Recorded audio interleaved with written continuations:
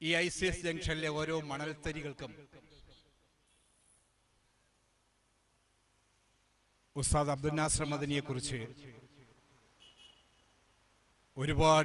ഒരുപാട് കഥകൾ പറയുവാനുണ്ടെന്ന് നിങ്ങൾക്ക് എവർക്കും അറിയാം.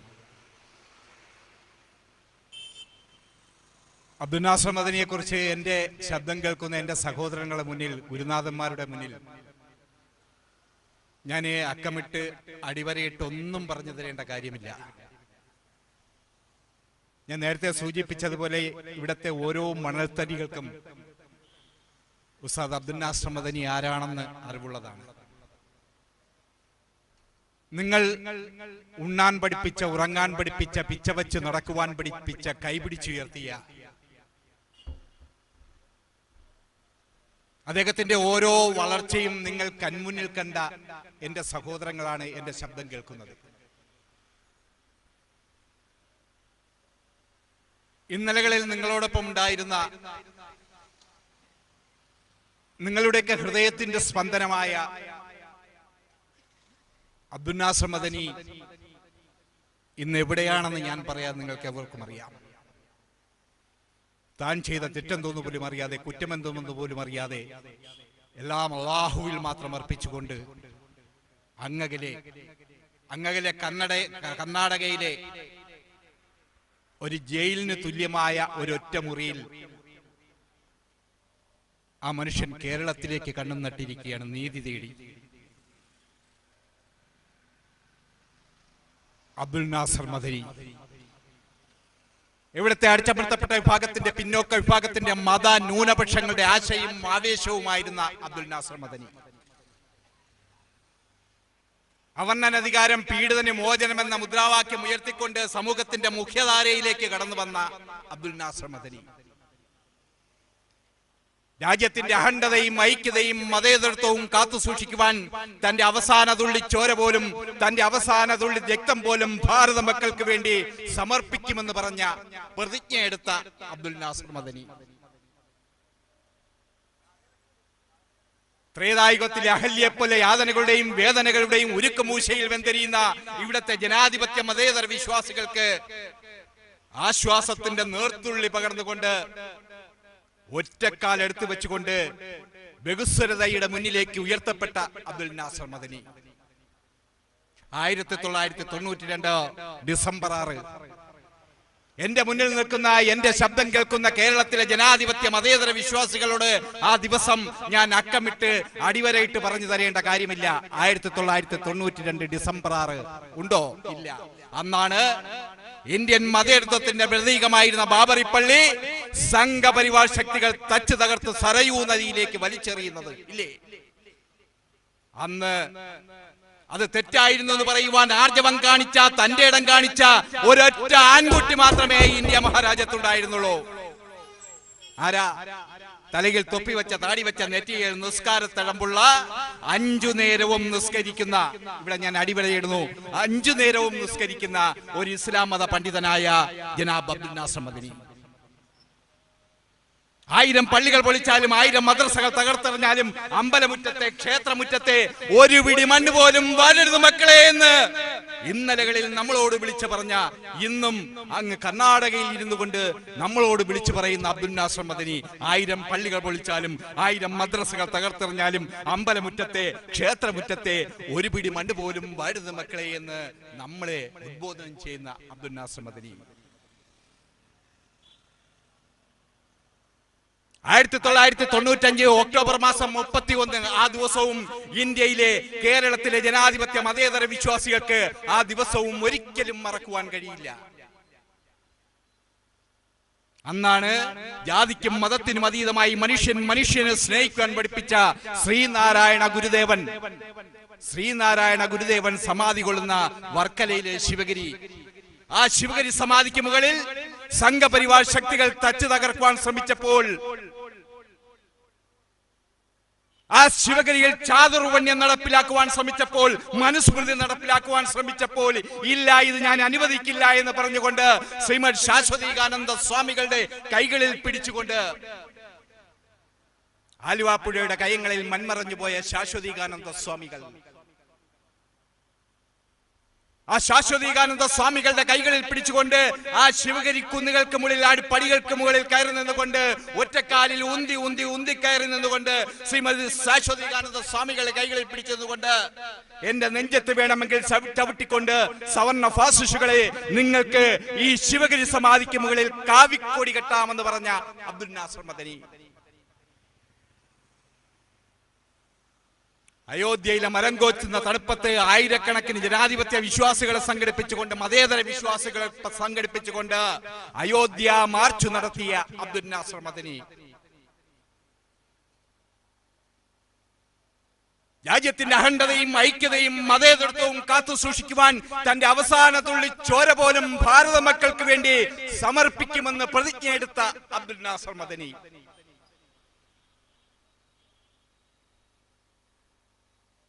അൻവാശ്ശേരിയിലെ യതീം മക്കൾക്ക് ഉമ്മയായ അബ്ദുൽ നാസർ മദനി, ആ മർദ്ദിതപക്ഷ പോരാളി ഇന്ന് എവിടെയാണെന്ന് ഞാൻ പറയാതെ നിങ്ങൾക്ക് എവർക്കും അറിയാം. പതിറ്റാണ്ടുകളായി, കാൽനൂറ്റാണ്ടുകളായി നീതി നിഷേധിക്കപ്പെട്ട് എല്ലാവിധ ഭരണകൂട ഭീകരതകൾക്കും വിധേയനായ മനുഷ്യൻ എല്ലാ പീഡനങ്ങളും അനുഭവിച്ചുകൊണ്ട് കർണാടകയിലെ ഒരു ജയിലിന് തുല്യമായ ഒരൊറ്റ മുറിയിൽ ആ മനുഷ്യൻ കഴിയുന്നു. നിങ്ങൾ ഓർക്കണം, 1998 മാർച്ച് മാസം 31, ഈ മാർച്ച് 31 കടക്കുമ്പോൾ കാൽ നൂറ്റാണ്ടുകൾ പിന്നിടുന്നു. 1998 മാർച്ച് മാസം 31 അന്നാണ് അബ്ദുൽ നാസർ മദനിയെ കോയമ്പത്തൂർ ബോംബ് സ്ഫോടന കേസിലെ പ്രതി എന്ന് പറഞ്ഞുകൊണ്ട് അബ്ദുൽ നാസർ മദനിയെ എറണാകുളത്തുള്ള കല്ലൂരുള്ള വീട്ടിൽ നിന്നും വസതിയിൽ നിന്നും അറസ്റ്റ് ചെയ്യുന്നത്. എന്റെ സഹോദരങ്ങളൊന്ന് ചിന്തിക്കണം, എന്റെ ഗുരുനാഥന്മാർ ഇത് കേൾക്കണം, മനസ്സിലാക്കണം. 1998 മാർച്ച് മാസം 31 ഒരു നൊട്ടോറിയസ് ക്രിമിനലായിട്ടോ, ഒരു തീവ്രവാദിയായിട്ടോ, ഒരു വിധ്വംസ പ്രവർത്തകനായിട്ടോ, മതമൗലികവാദിയായിട്ടോ, തീവ്രവാദ കേസിൽ അകപ്പെട്ടിട്ടോ, ബോംബ് സ്ഫോടന കേസിലോ അകപ്പെട്ടിട്ടോ അല്ല അന്ന് അറസ്റ്റ് ചെയ്യുന്നതാണോ? അല്ല. പിന്നെയോ 1992 കോഴിക്കോട്ടെ മുതലക്കുളം മൈതാനിയിൽ പ്രകോപനപരമായി സംസാരിച്ചു എന്ന് പറയുന്ന നമ്മുടെ സാധാ ലോക്കൽ പോലീസ് സ്റ്റേഷനുകളിൽ, ശാസ്താംകോട്ട പോലുള്ള സാധാ ലോക്കൽ പോലീസ് സ്റ്റേഷനിൽ ഒരു 100 രൂപ മാത്രം പെറ്റിയടിക്കുവാൻ സാധ്യതയുള്ള, അല്ലെങ്കിൽ ഒരു 70 രൂപ മാത്രം പെറ്റിയടിക്കുവാൻ സാധ്യതയുള്ള ഒരു പേപ്പർ കഷണം കാണിച്ചുകൊണ്ടാണ് 1998 മാർച്ച് മാസം 31 അറസ്റ്റ് ചെയ്യുന്നത്. കോയമ്പത്തൂർ ബോംബ് സ്ഫോടന കേസിലെ പ്രതി എന്ന് പറഞ്ഞുകൊണ്ടല്ലായിരുന്നു. പിന്നെയോ 92 കോഴിക്കോട്ടെ മുതലക്കുളം മൈതാനിയിൽ പ്രകോപനപരമായി സംസാരിച്ചു എന്ന് പറയുന്ന ഒരു 100 രൂപ മാത്രം, അല്ലെങ്കിൽ അന്ന് 70 രൂപയാണ് പെറ്റിയടിക്കുന്നത്. ആ കേസിന്റെ പേരിലാണ് അബ്ദുൽ നാസർ മദനിയെ അന്ന് അറസ്റ്റ് ചെയ്യുന്നത്. എന്നിട്ട് എന്താ ഉണ്ടായത്? പിറ്റേ ദിവസം അദ്ദേഹത്തെ കോയമ്പത്തൂർ ബോംബ് സ്ഫോടന കേസിലുമായി കണക്ട് ചെയ്തുകൊണ്ട് അദ്ദേഹത്തെ നേരെ തമിഴ്നാട്ടിലെ സേലം സെൻട്രൽ ജയിലിലേക്ക് കടത്തുകയായിരുന്നു. ഒരു ഇന്ത്യൻ പൗരനെ അറസ്റ്റ് ചെയ്താൽ 90 ദിവസങ്ങൾക്കകം ജാമ്യം കൊടുക്കണമെന്ന വ്യവസ്ഥ നിലനിൽക്കുന്ന ഈ ഇന്ത്യ മഹാരാജ്യത്ത് 1000 കുറ്റവാളികൾ രക്ഷപ്പെട്ടാലും ഒരു നിരപരാധി പോലും ശിക്ഷിക്കപ്പെടരുന്ന ആപ്തവാക്യം നിലനിൽക്കുന്ന ഇന്ത്യ മഹാരാജ്യത്ത് 2 തരം പീനൽ കോഡുകളില്ലാത്ത, 2 തരം പൗരന്മാരില്ലാത്ത, 2 തരം നിയമ സംവിധാനങ്ങളില്ലാത്ത ഈ ഇന്ത്യ മഹാരാജ്യത്ത് അബ്ദുൽ നാസർ മദനി എത്ര കാലമാ ആ തമിഴന്റെ തടവറയിലിട്ട് പീഡിപ്പിച്ചത്? 10 വർഷക്കാലം ആ തമിഴന്റെ തടവറയിലിട്ട് പീഡിപ്പിച്ചു. എന്നിട്ട് എന്തെങ്കിലും കണ്ടെത്തുവാൻ കഴിഞ്ഞില്ല. കണ്ടെത്തുവാൻ കോടതിക്കോ ഇവിടത്തെ നിയമ സംവിധാനങ്ങൾക്കോ കഴിഞ്ഞില്ല. പിന്നെ എന്താ സംഭവിച്ചത് നിങ്ങൾക്കറിയാം. എന്റെ സഹോദരങ്ങളുടെ മുന്നിൽ, ICSലെ എന്റെ സഹോദരങ്ങളുടെ മുന്നിൽ അബ്ദുൽ നാസർ മദനിയെ ഹൃദയത്തോട് ചേർത്ത് വെക്കുന്ന, നെഞ്ചോട് ചേർത്ത് വെക്കുന്ന, നിങ്ങളുടെ ഊണിലും ഉറക്കത്തിലും പ്രാർത്ഥനകളിലും ഉൾപ്പെടുത്തുന്ന ആ മനുഷ്യനെ കുറിച്ച്, പ്രിയപ്പെട്ട ഉസ്താദിനെ കുറിച്ച് ഞാൻ പറയാതെ എന്റെ സഹോദരങ്ങൾക്കറിയാം. രാജ്യത്തിന്റെ അഖണ്ഡതയും ഐക്യതയും നിലനിൽക്കേണ്ട ഇന്ത്യ മഹാരാജ്യത്ത് നിരപരാധിയായ ഒരു മനുഷ്യനെ 10 വർഷക്കാലം ആ തമിഴന്റെ തടവറയിലിട്ട് പീഡിപ്പിച്ചു. കൊല്ലം ജില്ലയിലെ കുന്നത്തൂരിലെ പഞ്ചായത്ത് ഓഫീസിന്റെ മുന്നിൽ പഞ്ചായത്ത് പ്രസിഡന്റിന്റെ മുന്നിൽ മുതൽ പൊന്നുതമ്പുറാക്കന്മാർ ഇരിക്കുന്ന പാർലമെന്റ് മന്ദിരത്തിന്റെ മുന്നിൽ വരെ ഒരു 10 കാലം നീതി തേടിയുള്ള യാത്രയിലായിരുന്നു ഞാനും നിങ്ങളും. 10 വർഷക്കാലം ഞാനും നിങ്ങളും എന്ന് പറയുമ്പോൾ നിങ്ങൾക്കറിയാം, വിനീതനായ എന്നെ കുറിച്ച് പ്രത്യേകം പറഞ്ഞു തരേണ്ട കാര്യമില്ല. 1993 ഞാൻ രാഷ്ട്രീയത്തിലേക്ക് കടക്കുന്നില്ല. 1993 ഏപ്രിൽ മാസം 14 ഇത് സോളിഡാരിറ്റി എന്ന നമ്മുടെ ഒരു സഹോദര സംഘടന തന്നെയാണ്, അവർ നടത്തുന്ന പരിപാടിയാണ്. അതുകൊണ്ട് ഞാൻ രാഷ്ട്രീയത്തിലേക്ക് കടക്കുന്നില്ല. 1993 ഏപ്രിൽ മാസം 14 അബ്ദുൽ നാസർ മദനി അവർണ്ണനാധികാരം പീഡിതന് മോചനം എന്ന മുദ്രാവാക്യം ഉയർത്തിപ്പിടിച്ചുകൊണ്ട് PDP എന്ന രാഷ്ട്രീയ പ്രസ്ഥാനത്തിലേക്ക് അദ്ദേഹം ഈ PDP എന്ന രാഷ്ട്രീയ പ്രസ്ഥാനത്തിന് ജന്മം കൊടുക്കുമ്പോൾ 100% സവർണനായ ഞാൻ, അമ്പലമണികളുടെയും വേദമന്ത്രങ്ങളുടെയും വേദ മന്ത്രോച്ചാരണങ്ങളുടെയും ഇടയിൽ ജനിച്ചു വീണ ഞാൻ,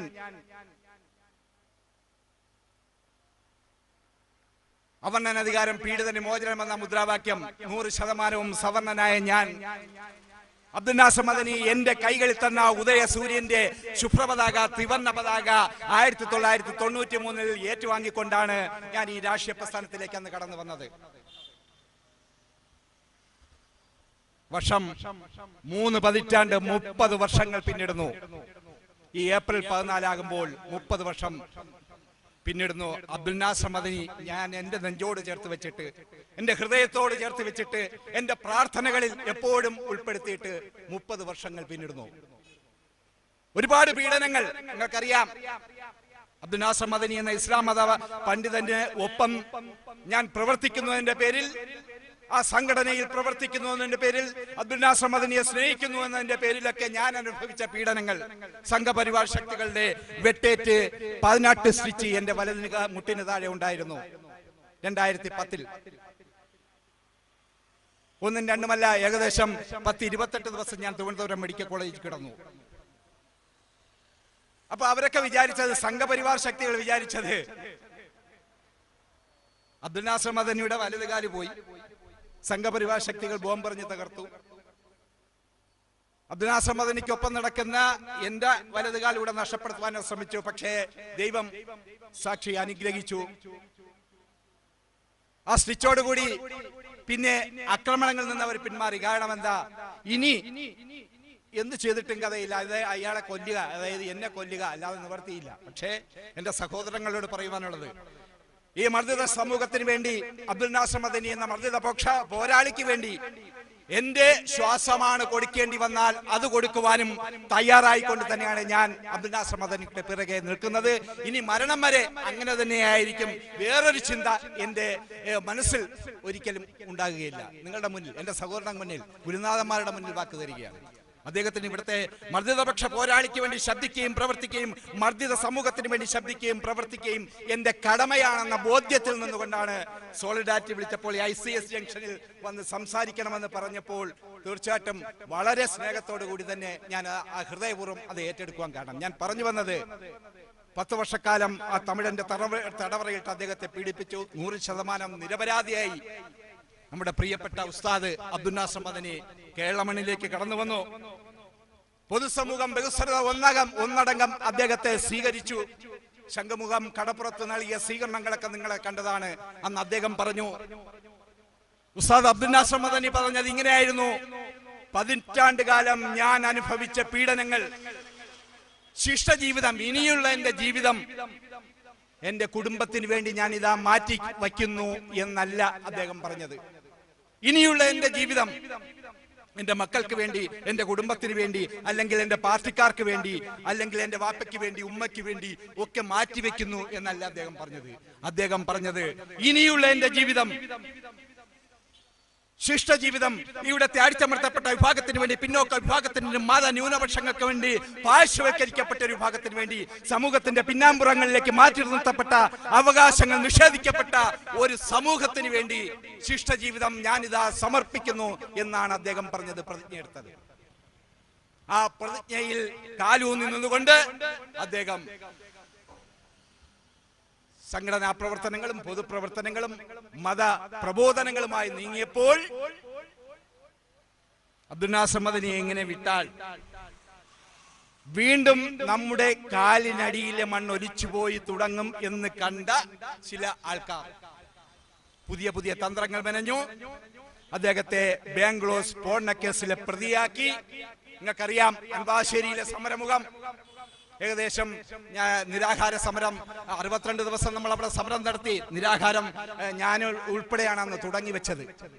10 ദിവസം നിരാഹാരം കിടന്നപ്പോൾ എൻ്റെ ശാരീരികാവസ്ഥ അസ്വസ്ഥമായി. ഞാൻ ശാസ്താംകോട്ട പത്മാവതി ഹോസ്പിറ്റലിൽ അഡ്മിറ്റായി. അതിനുശേഷം ഞാൻ വീണ്ടും വന്ന് സമരമുഖങ്ങളിൽ സജീവമായി നിൽക്കുകയായിരുന്നു. ഞാൻ ഇത് പറഞ്ഞു വരുന്നത് ബാംഗ്ലൂർ സ്ഫോടനവും അദ്ദേഹത്തിന്റെ പേരിൽ ഉണ്ടാക്കിയെടുത്ത കള്ളക്കഥകളാണെന്ന് എല്ലാവർക്കും അറിയാം. എവിടെ നിന്നോ ഒരു തടിയന്റെ ഇവിടെ നസീറിനെ കൊണ്ടുവരുന്നു. അങ്ങനെ കുടകിലെ സംഭവങ്ങൾ കാരണം നിങ്ങളുടെ മുന്നിൽ ഞാൻ ഇതൊന്നും പറയുന്നില്ല, കാരണം എല്ലാം നിങ്ങൾക്ക് അറിവുള്ളതാണ്. സത്യമേവ ജയതേ, സത്യം ജയിക്കണം, സത്യം മാത്രമേ ഇവിടെ ജയിക്കുവാൻ പാടുള്ളൂ. ഓം അസതോമാ സദ്ഗമയ തമസ്സോമാ ജ്യോതിർഗമയ മൃത്യോർമാ അമൃതം ഗമയ. ലോക സമസ്ത സുഖിനോ ഭവന്തു. ലോകത്തിലെ സർവ്വ ചരാചരങ്ങൾക്കും ശാന്തിയും സമാധാനവും ഉണ്ടാകണമെന്നാണ്. അത് ഹിന്ദുവാകട്ടെ, മുസൽമാനാകട്ടെ, ക്രിസ്ത്യാനിയാകട്ടെ, മതമുള്ളവനാകട്ടെ, മതമില്ലാത്തവനാകട്ടെ, മനുഷ്യനാണോ ആ മനുഷ്യജാതികൾക്കെല്ലാം ശാന്തിയും സമാധാനവും ഉണ്ടാകണമേ. ഓം പൂർണ്ണമദ പൂർണ്ണമിദം പൂർണ്ണാൽ പൂർണ്ണമുദച്ഛതേ പൂർണ്ണസ്യ പൂർണ്ണമാദായ പൂർണ്ണമേവാവശിഷ്യതേ. ഓം ശാന്തി ശാന്തി ശാന്തി. മരക്കൊമ്പിൽ ഇണചേർന്നിരുന്ന ക്രൗഞ്ചപ്പക്ഷികൾ ഒന്നിനെ അമ്പെയ്ത് വീഴ്ത്തിയ കാട്ടാളനോട് മാ നിഷാദ, അരുത് കാട്ടാള അരുത് എന്ന് മാനിഷാദ പാടിയ വാൽമീകി മഹർഷി പ്രദാനം ചെയ്യുന്ന ഹൈന്ദവ മതം. 18 പുരാണങ്ങളും രചിച്ചിട്ട് തൃപ്തി വരാതെ വ്യാസമഹർഷി മഹാഭാരതം രചിച്ചു. മഹാഭാരതം എടുത്ത് പരിശോധിച്ചാൽ, രാമായണം എടുത്ത് പരിശോധിച്ചാൽ, ഉപനിഷത്തുകൾ എടുത്ത് പരിശോധിച്ചാൽ അതിന്റെ വാക്കുകളിലോ വരികളിലോ മതസ്പർദ്ധ ഉണ്ടാക്കുന്ന, മതവികാരം ഉണ്ടാക്കുന്ന, മതവികാരമിളക്കി വിടുന്ന വാക്കുകളോ വരികളോ നമുക്ക് കാണാൻ കഴിയില്ല. നിത്യവും തന്റെ തലയ്ക്ക് മീതെ മാലിന്യങ്ങൾ കൊണ്ട് വിതറിയ ജൂതപ്പെണ്ണ് രോഗിണിയായപ്പോൾ രോഗസന്ദർശനം നടത്തിയ ആ ജൂതപ്പെണ്ണിന് വേണ്ടി പ്രാർത്ഥിച്ച അന്ത്യപ്രവാചകൻ പരിശുദ്ധ ഖുർആൻ എടുത്ത് പരിശോധിച്ചു കഴിഞ്ഞാൽ, ബൈബിൾ എടുത്ത് പരിശോധിച്ചു കഴിഞ്ഞാൽ അതിലൊന്നും വാക്കുകളിലോ വരികളിലോ വചനങ്ങളിലോ മതസ്പർദ്ധ ഉണ്ടാക്കുന്ന, മതവികാരമിളക്കിടുന്ന വാക്കുകളോ വരികളോ നമുക്ക് കാണുവാൻ കഴിയില്ല. എന്നിട്ടും ഇവിടെ ഒരു രാഷ്ട്രീയ പ്രസ്ഥാനത്തെ കുറിച്ച് ഞാൻ പറഞ്ഞ കേവലം 4 വോട്ടുകൾക്ക് വേണ്ടി മദനീയ തീവ്രവാദിയാക്കുക, ഭീകരവാദിയാക്കുക, മതസ്പർദ്ധ ഇളക്കി വിടുക. മദനി ചെയ്ത തീവ്രവാദം എന്തെന്ന് ICSലെ എന്റെ സഹോദരങ്ങൾക്കറിയാം. ആ മനുഷ്യൻ ആരായിരുന്നു നിങ്ങൾക്കറിയാം. അദ്ദേഹത്തിന് തീവ്രവാദത്തിന്റെ ഒരു ഒരു ഒരു ഒരു ഒരു ഒരു കണികയെങ്കിലും അദ്ദേഹത്തെ കണ്ടെത്തുവാൻ നിങ്ങൾക്ക് എന്തെങ്കിലും കഴിഞ്ഞിട്ടുണ്ടോ?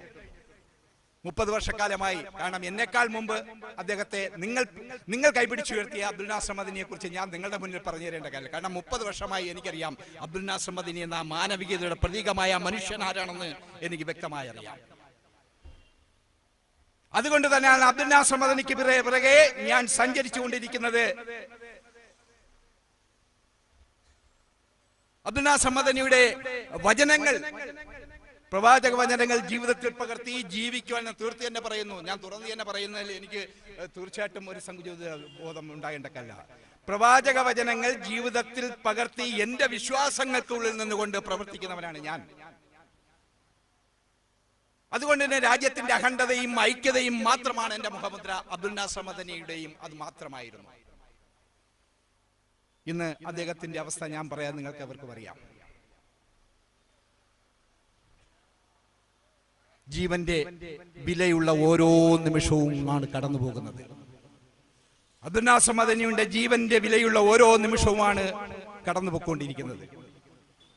നിങ്ങളുടെ പ്രാർത്ഥനകളിൽ എപ്പോഴും അദ്ദേഹത്തിന്റെ ആയുരാരോഗ്യ സൗഖ്യത്തിന് വേണ്ടി എപ്പോഴും നിങ്ങളുടെ പ്രാർത്ഥനകൾ ഉണ്ടാകണം. ഒരു സംശയവും വേണ്ട. എല്ലാ കേസും പൂർണ്ണമായും നിരപരാധിയായി ഈ കാലവും കടന്നു പോകും. പൂർണ്ണമായും നിരപരാധിയായി നമ്മുടെയൊക്കെ ഹൃദയത്തിന്റെ സ്പന്ദനമായ ഉസ്താദ് അബ്ദുൽ നാസർ മദനി വീണ്ടും കേരള മണ്ണിലേക്ക് കടന്നു വരും. ഈ ഐസേസ് ജംഗ്ഷനിലൂടെ കൈവീശി ചിരിച്ചുകൊണ്ട് നിങ്ങളുടെ മുന്നിലൂടെ അദ്ദേഹം കടന്നു വരും. അന്ന് അതിനുവേണ്ടി നിങ്ങൾക്ക് ചെയ്യാവുന്നത് ഇത്തരം സോളിഡാരിറ്റി ഉൾപ്പെടെയുള്ള സംഘടന, സോളിഡാരിറ്റിയെ കുറിച്ച് ഞാൻ കൂടുതൽ നീതി നിഷേധങ്ങൾക്കെതിരെ, അതേപോലെ ഇന്ത്യയിൽ നടക്കുന്ന ഭരണകൂട ഭീകരതയ്ക്കെതിരെ, അസമത്വങ്ങൾക്കെതിരെ ശക്തമായി പ്രതികരിക്കുകയും പ്രതിഷേധിക്കുകയും ചെയ്യുന്ന ഒരു യുവ തലമുറയുടെ ഒരു കൂട്ടായ്മയാണ് സോളിഡാരിറ്റി. ഞാൻ പറയാൻ നിങ്ങൾക്ക് അവർക്കും അറിയാം. അവർ നടത്തുന്ന പ്രവർത്തനങ്ങളിൽ എല്ലാവിധ ഭാഗഭാക്കാക്കുകയും അതേപോലെ അബ്ദുൽ നാസർ മദനിയുടെ മോചനത്തിന് വേണ്ടി നിങ്ങളുടെ പ്രാർത്ഥനകളിൽ എപ്പോഴും അദ്ദേഹത്തെ ഉൾപ്പെടുത്തണം. ഇൻഷാ അല്ലാഹ് നിങ്ങളോടൊപ്പം എന്നും എക്കാലവും നിങ്ങളുടെ പിന്നിലല്ല. അബ്ദുൽ നാസർ മദനിയുടെ മോചനത്തിന് വേണ്ടി മരണം വരിക്കേണ്ടി വന്നാൽ മരണം വരിച്ചും നിങ്ങളുടെ മുന്നിൽ തന്നെ ഞാനും ഉണ്ടാകുമെന്ന് മാത്രം പ്രതിജ്ഞ എടുത്തുകൊണ്ട് ഞാൻ ഈ സോളിഡാരിറ്റിയുടെ ഈ വേദി ഉദ്ഘാടനം ചെയ്തതായി പ്രഖ്യാപിക്കുന്നു. എല്ലാവർക്കും നന്ദി, നമസ്കാരം.